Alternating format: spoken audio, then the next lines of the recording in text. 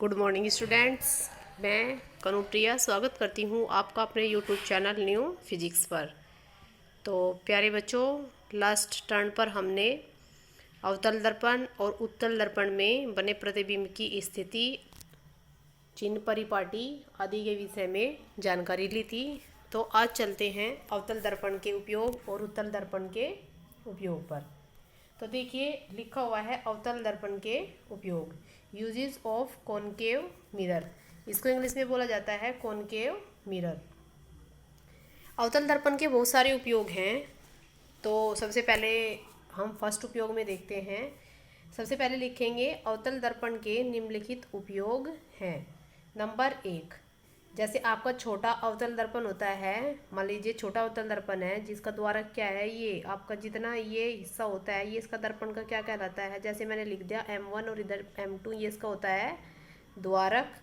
तो छोटे अवतल दर्पण का उपयोग आप करोगे जब छोटे दर्पण द्वारा प्रकाश की किरणों को परावर्तित करके छोटे अवतल दर्पण पर ही प्रकाश किरण पुंज को एकत्रित करने के बाद डॉक्टर क्या करता है, आँख का, नाक का और गले इत्यादि का क्या करता है, वो निरीक्षण करता है।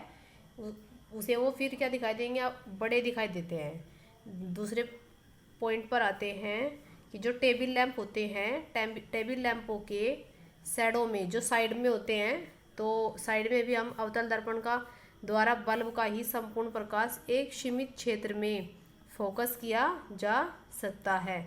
हम क्या करते हैं, उसको एक सीमित क्षेत्र में फोकस कर सकते हैं। जैसे टेबल लैंप, आपका टेबल लैंप कुछ इस तरीके से होता है। ये जैसे टेबल लैंप बना हुआ है, तो इसका प्रकाश जो होगा वो कुछ इसी एरिया में ही क्या कर सकते हैं, हम सीमित कर सकते हैं इसे। यह क्षेत्र भली प्रकार से प्रकाशित किया जा सकता है और आपको पढ़ने में क्या मिल सकता है, पढ़ने में आपको आसानी हो सकती है। उसे वो प्रकाश जो होगा वो इधर उधर न फैल के केवल एक जगह पर ही प्रकाश किरण पुंज को प्रकाशित करेगा। नेक्स्ट चलते हैं, जो आपके पास अधिक फोकस दूरी, जिसकी फोकस दूरी अधिक हो, अर्थात जो बड़े, जिसका द्वारक बड़ा हो, तो फोकस दूरी भी उसी हिसाब से क्या होगी, क्योंकि वक्रता केंद्र बढ़ जाएगा। वक्रता केंद्र बढ़ने के कारण दर्पण का ध्रुव यहाँ है, तो फोकस भी क्या होगा, अधिक दूर हो जाएगा। तो जो अधिक फोकस दूरी वाला आपका अवतल लेंस होता है, अवतल दर्पण होता है अधिक फोकस दूरी का और बड़े द्वारक का, वो हजामत अर्थात सेविंग करने के काम आता है। उसमें भी आप अपने फेस को बड़ा देख सकते हो। नेक्स्ट होता है रेल के इंजनों, मोटर कारों, स्टीमर तथा सर्च लाइट। जो सर्च लाइट होती है, एक तरीके से जो सामने लाइट होती है, के लैंपों को अवतल दर्पण के फोकस पर रखकर समांतर किरण पुंज प्राप्त किया जाता है, और जो क्या करता है, आपको बहुत दूर तक की वस्तुओं को प्रकाशित करता है। सामने बहुत दूर डिस्टेंस पर ही अगर आपकी कोई वस्तु है, तो वो किरण पुंज उस पर गिरेगा जाकर और उस वस्तु को प्रकाशित करेगा और आपको वो वस्तु दिखाई दे जाएगी। तो मोस्ट इम्पोर्टेंट जो होते हैं, जो पूछा जाता है, वो नंबर 1, 3 और 2 है। ये कम पूछा जाता है, लेकिन फिर भी इसको भी याद रख लेना आप लोग।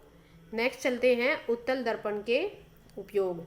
ये मोस्ट इम्पोर्टेंट होता है उत्तल दर्पण, क्योंकि इसमें क्या होता है, जैसा आपकी वस्तु, जब मैंने बताया था कि आपकी वस्तु अनंत पर रखी होती है तो फोकस पर प्रतिबिंब बनता है, और या फिर इस अवतल, ये आपका उत्तल दर्पण है तो इसके सामने कहीं भी वस्तु रखी मुख्य अक्ष के समांतर, वो फोकस से जाती हुई प्रतीत होती है। दूसरे नंबर पर वक्रता केंद्र होता है, तो दूसरी किरण कहाँ जाती है, वक्रता केंद्र से ही। तो इसका प्रतिबिंब, मान लीजिए बड़ी वस्तु का प्रतिबिंब कैसा बनता था, छोटा बनता था। उस टाइम मैंने आपको उदाहरण समझाया भी था। तो ये एक नाम से जाना जाता है जिसको बोलते हैं अपसारी दर्पण। अपसारी दर्पण का मतलब होता है कि ये क्या करता है, किरण पुंज को फैलाता है। तो उत्तल दर्पण जो होता है वो अपसारी होता है, अतः बाजारों व गलियों में जो लैंप लगे होते हैं उनका प्रकाश उत्तल दर्पण से परावर्तित होकर अपसारी किरण पुंज के रूप में सड़क के काफ़ी बड़े क्षेत्र में क्या होता है, काफ़ी बड़े क्षेत्र को प्रकाशित करता है। जैसे गली मोहल्ले में क्या होता है, लाइट लगी रहती है खंभों के ऊपर, और उसका प्रकाश जो होता है वो क्या रहता है, सड़क के एक बड़े क्षेत्र में फैला रहता है। तो वो होता है आपका उत्तल दर्पण, और वो चूंकि क्या होता है, वो होता है अपसारी। नेक्स्ट और मोस्ट इम्पोर्टेंट एग्जाम्पल ऑफ उत्तल दर्पण।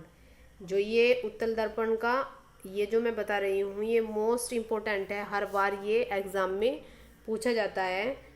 जो ट्रक होता है, ट्रकों, बसों और मोटर कारों में जो ड्राइवर सीट के पास जो ड्राइवर होता है, ड्राइवर बाहर की साइड अपनी सीट के पास जो दर्पण होता है वहाँ लगा रहता है उत्तल दर्पण। अब वो उत्तल दर्पण वहाँ क्यों लगा रहता है, वहाँ अवतल दर्पण क्यों नहीं लगता? वहाँ अवतल दर्पण इसलिए नहीं लगता क्योंकि अवतल दर्पण दिखाता है छोटी वस्तु का प्रतिबिंब बड़ा, लेकिन यहाँ क्या करते हैं, ये जो हमें दिखाता है ये एक बहुत बड़ी वस्तु का प्रतिबिंब एक छोटे से एरिया में दिखा देता है।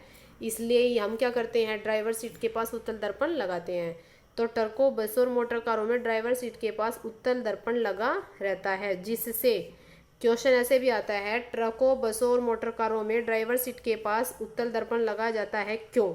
तो आपको बताना होता है जिससे ड्राइवर अपने पीछे के बड़े दृष्टि क्षेत्र में आने वाले सभी व्यक्ति तथा गाड़ियों के प्रतिबिंब देख सके। देखा होगा एक छोटा सा ही दर्पण होता है, मान लीजिए ये छोटा सा दर्पण है, इस दर्पण में ही आपको मोटरसाइकिल दिखाई दे जाएगी, गाड़ी और अन्य व्यक्ति आपको इसी में दिखाई दे जाते हैं।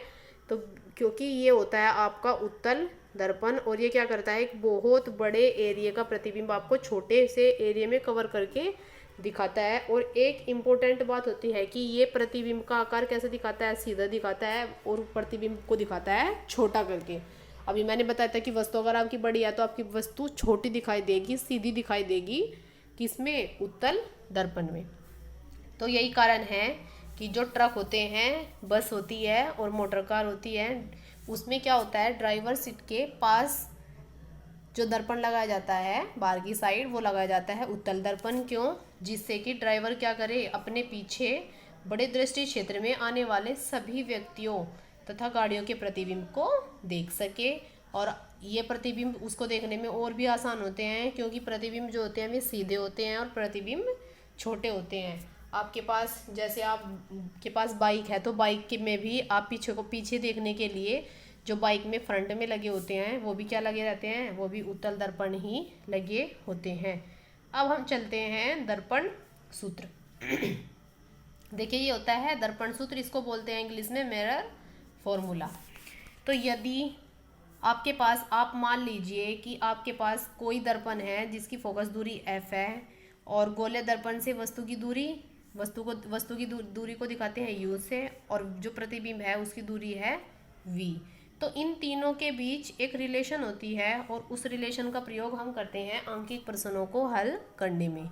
तो इन तीनों के बीच जो रिलेशन होगी वो रिलेशन कुछ इस प्रकार से है, 1/f बराबर होता है 1/v प्लस 1/u। अब रिलेशन तो ये है बिल्कुल एकदम सिंपल, लेकिन आपको आंकिक प्रश्न को जब भी आप हल करोगे तो u, v और f इन तीनों का चिन्ह आपको ज्यामिति चिन्ह परिपाटी के अनुसार ही लेना है। जो चिन्ह परिपाटी मैंने क्या किया था, जो चिन्ह परिपाटी मैंने आपको लास्ट वीडियो में समझाई थी, उस चिन्ह परिपाटी के हिसाब से ही आपको क्या करना है, f का, v का और u का क्या करना है, चिन्ह लेना है। जैसे u हमेशा ही उसमें क्या रहा था, नेगेटिव रहा था। तो अगर आपको बोला जाए कि आपकी जो वस्तु है वो 10 सेंटीमीटर की है, वो चाहे किसी भी दर्पण में क्यों ना हो, तो आप उसे लोगे u बराबर -10 सेंटीमीटर। जिस टाइम में क्वेश्चन को हल करूँगी तो एक दो क्वेश्चन आपको हल करके दिखाऊंगी और फिर 1-2 होमवर्क के रूप में दूंगी। तो इस तरीके से आप चिन्ह परिपाटी को और भी अच्छे तरीके से समझ जाएंगे। देखिए लिखा हुआ है, यदि f फोकस दूरी का गोलीय दर्पण u दूरी पर रखी वस्तु का v दूरी पर क्या बनाए, प्रतिबिंब बनाए। ध्यान रखना, जब भी आपकी वस्तु की दूरी होगी तो आप दिखाओगे u से और जब भी प्रतिबिंब की दूरी होगी वो दिखाओगे v से, फोकस दूरी तो रहेगी f ही। तो u, v तथा f के बीच संबंध जो होगा वो कुछ इस प्रकार से होगा, 1/f बराबर 1/v प्लस 1/u। और ये जो सूत्र है ये सूत्र आपका कहलाता है दर्पण का सूत्र। यह सूत्र दर्पण का सूत्र कहलाता है।